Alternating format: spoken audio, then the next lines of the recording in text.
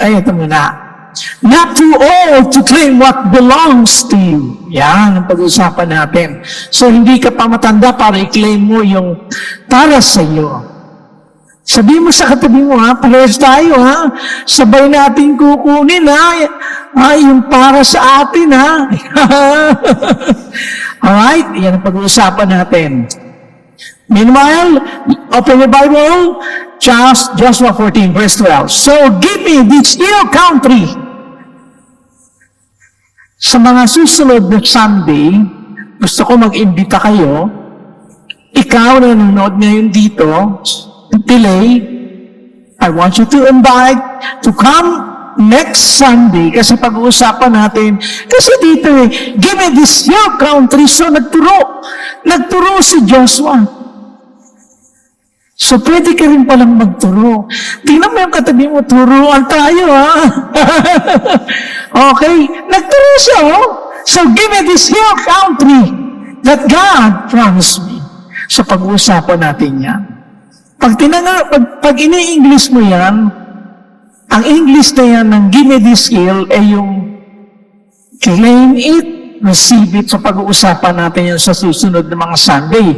So, mag-imbita kayo at tignan natin kung gaano kalalim makapangyarihan yung meron kang tinuturo, meron kang kiniklaim. Okay? Yan. So, you yourself heard the report that the Anakim were there with the great fortress cities. If God goes with me, I will drive them out, just as God said. So, kasi sinabi ni God you can drive them out. So, madaling salita, sinabi ni God, I will prosper you. Mangyayari. Provided na meron kang ikikilos. Kailangan kasi nating mag-tandem sa salita ng Panginoong Diyos. Hindi yung salita ng Diyos ang magtatandem sa atin. Tayo mismo. Kasi nakadeklara na siya Nakadeklara na sa langit. Sabi dito, just as God said, get that promise, receive that promise. Pero si Joshua, nagtandem siya, kumilos siya, talagang tinrabaho niya. Kaya nga sa out of 12, dalawa lang silang merong positive report, accurate report. At pinakita natin dito last week yung mga cities. So, sa lawak nun, hindi mo kaya siyang isurvey ng 40 days. Itong mga 10 spies, nang makita lang nila yung mga giants, stop na sila. But Joshua and Caleb, sinulit nila yon cities by cities for 40 days. Sinurveillance nila kung paano nilang makakamtan, malulusot o matitake over ang lahat. Now think about it.